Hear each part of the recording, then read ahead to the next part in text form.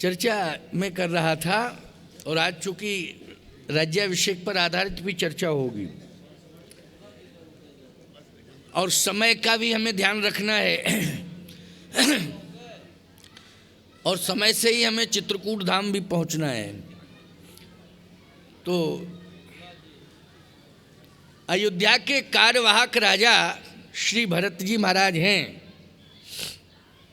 मंत्रियों ने अपना बयान दे दिया था 14 साल पहले। 14 साल पहले अपना बयान दे दिया था। इस पॉइंट को सुनना, जरा ध्यान से सुनो, मन लगा के सुनो, तभी तो बात ठीक रहेगी ना। कोई मैं अंधा वक्ता थोड़ी हूं कि आंखें बंद हैं बोलता रहूं और तुम लोग चाहे जहां देखो। क्यों भाई? अगर मैं प्रज्ञा चक्षु होता तो कोई बात नहीं, अंधा होता तो कोई बात नहीं, मैं बोलता रहता तुम लोग ये मैं तो देखने वाला हूँ, भाव भंगिमा भी देखता हूँ ना किसकी कैसी है। समझ रहे हो कि नहीं? हाँ, इसलिए थोड़ा सा मन को एकाग्र करो। हम इस लक्ष्य को लेके कभी मंच पर बैठते नहीं है कि मुझे तो अपना समय पूरा करना है, और न मैं इस लक्ष्य को लेकर के आता हूँ कि लोगों को बहुत प्रसन्न कर दूं जाके। ना, तुम लोगों को प्रसन्न करूं कि भगवान को प्रसन्न करूं? ये साधु ही बना हूं इस लक्ष्य के साथ कि प्रभु को प्रसन्न करना है। बस एक ही लक्ष्य है कि प्रभु को प्रसन्न करना है? तुम लोगों को प्रसन्न करने में लग जाऊंगा तो फिर मैं तो मिट्टी में मिल जाऊंगा। क्यों? हमें तो प्रभु को प्रसन्न करना है, लेकिन बस कथा भी प्रभु के लिए कहता हूं। लेकिन तुम लोग सुनो ध्यान से, तो प्रभु हनुमान जी प्रसन्न होंगे, क्योंकि मुख्य श्रोता हनुमान जी है ना। तो हनुमान जी प्रसन्न होंगे कि नहीं भाई, हम कथा के प्रमुख श्रोता हैं और हमारे आराध्य की कथा हो रही है, लेकिन यहाँ बैठने वाले मन लगा के सुन रहे हैं, तो प्रसन्न कौन होंगे? हनुमान जी होंगे प्रसन्न। और हनुमान जी अगर प्रसन्न हो गए तो सबका भला हो जाएगा कि नहीं होगा? इसलिए थोड़ा सा विशेष रूप से ध्यान दो।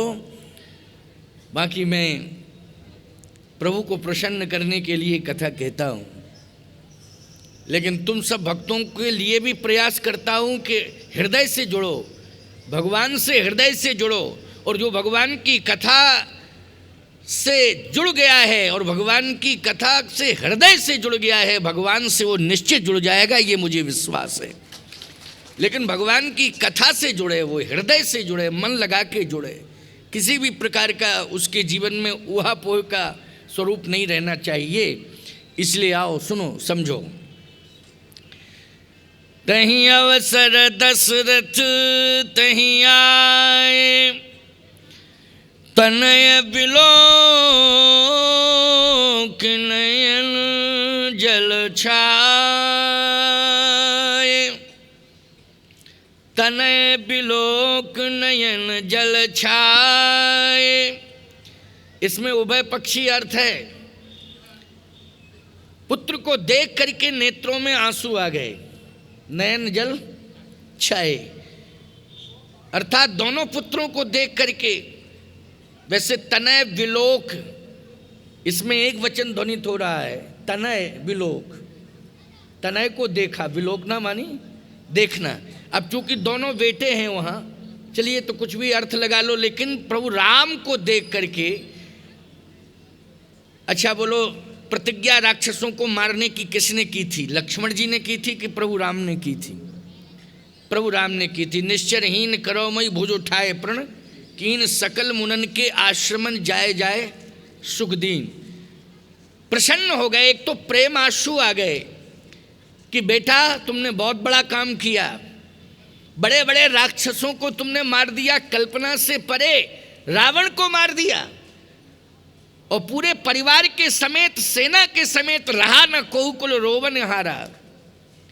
जो काम दशरथ नहीं कर पाए, अरे दशरथ को युद्ध करना चाहिए था दशरथ से, और उस समय युद्ध करना चाहिए था, मौका मिल रहा था, क्योंकि धरती पर उतरने की क्षमता उनके अंदर थी।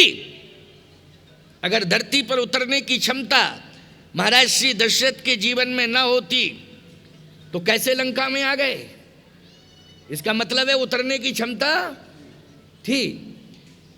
तो जिस समय श्री जानकी जी पुकार रही थी कि विपत्ति मोरि को प्रवह सुनावा, पुरोड आश्चर्य रासव खावा, सीता के विलाप सुन भारी, भयउ चराचर जीव दुखारी, तो ऐसी कंडीशन में जटायु तो बाद में आता, लेकिन दशरथ जी में उतरने की क्षमता थी तो दशरथ जी को आ जाना चाहिए था।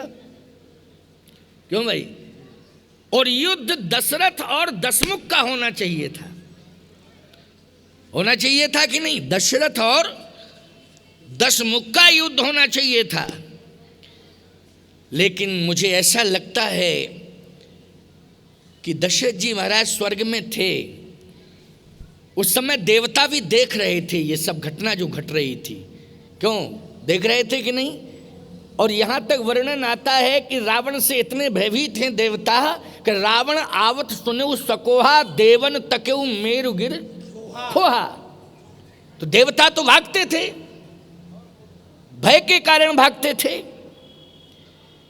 लेकिन महाराज श्री दशरथ स्वर्ग में हैं, देवता भयभीत रह सकते थे, लेकिन दशरथ जी महाराज के जीवन में क्या भय? और फिर आने की क्षमता थी तो उस समय आना चाहिए था। और काश यदि सीता जी के अस्तित्व को बचाने में महाराज श्री दशरथ का युद्ध दशमुख से होता तो प्यारे बहुत बड़ा श्रेय मिलता कि नहीं मिलता? जल्दी बोलो, मिलता श्रेय कि नहीं? आज जटायु के लिए कहा गया है धन्य जटायु सम को नहीं। ये श्रेय महाराज दशरथ जी को मिल सकता था, लेकिन उस समय नहीं आए। जब बिल्कुल राक्षस मर गए, समाप्त हो गए, लाइन क्लियर हो गई तो चले आए। तहीं अवसर दशरथ तहीं आए, अतनय बिलोक नैन जल छाए। इसके बाद महाराज की मुक्ति भी हुई। अभी मुक्ति नहीं हुई थी महाराज दशरथ की। वैसे सगुण उपासक मोक्ष न लेही, जो सगुण उपासक होते हैं वो मोक्ष चाहते नहीं हैं, क्योंकि सदा भगवान की सेवा करते रहना चाहते हैं कि हमें प्रभु की सेवा से वंचित न किया जाए, दूर न किया जाए। सगुण, क्योंकि अगर सगुण स्वरूप की वो सेवा करना चाहेंगे प्यारे, तो सगुण स्वरूप की सेवा का फल जितना लाभ मृत्यु लोक में मिलता है भक्तों को, शायद किसी लोक में नहीं मिलता है उतना। सगुण उपासना का सच्चा आनंद तो मृत्यु लोक में मिल रहा है। बोलो, मिल रहा है कि नहीं मिल रहा है? अगर तुम इस लाभ को नहीं लेना चाहते हो तो तुम्हारा सौभाग्य दुर्भाग्य से जुड़ा हुआ है। परंतु महाराज श्री दशरथ को मोक्ष भी मिला, लेकिन कब? जब लंका आए, दर्शन किए, इसके बाद मोक्ष मिल गया।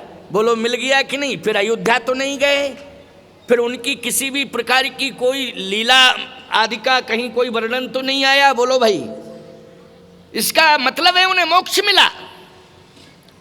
परंतु ये 14 साल क्या थे? मैं एक बात कहता हूं, आपसे यदि कोई अपराध बन गया है तो जब तक आप प्रायश्चित नहीं कर लेंगे तब तक उससे मुक्ति नहीं मिलेगी। समझ लेना इस बात को। जब तक आप प्रायश्चित नहीं कर लेंगे तब तक मुक्ति नहीं मिलेगी आपको। और प्रायश्चित यदि आपने कर लिया तो परमात्मा क्षमा करने के लिए तैयार है और मोक्ष देने के लिए तैयार है। यह बिल्कुल सुनिश्चित है और इसका प्रमाण मैं दे रहा हूं, और बड़ा सटीक प्रमाण दे रहा हूं। सुन लीजिए, मरण 3 का हुआ रामचरितमानस। मरण तो बहुतों का हुआ है, लेकिन 3 का मरण, जिस मरण में इतिहास बन गया, और इतिहास ही नहीं बड़े बड़े ग्रंथ बन गए साहब। आप कहो कौन कौन? मरण तो बहुतों का हुआ है, लेकिन 3 महत्वपूर्ण मरण हैं। एक तो महाराज श्री दशरथ, दूसरे किष्किंधा के राजा, पंपापुर के राजा बाली, और तीसरे परम बड़भागी गिरिराज जटायु। ये 3 मरण, और 3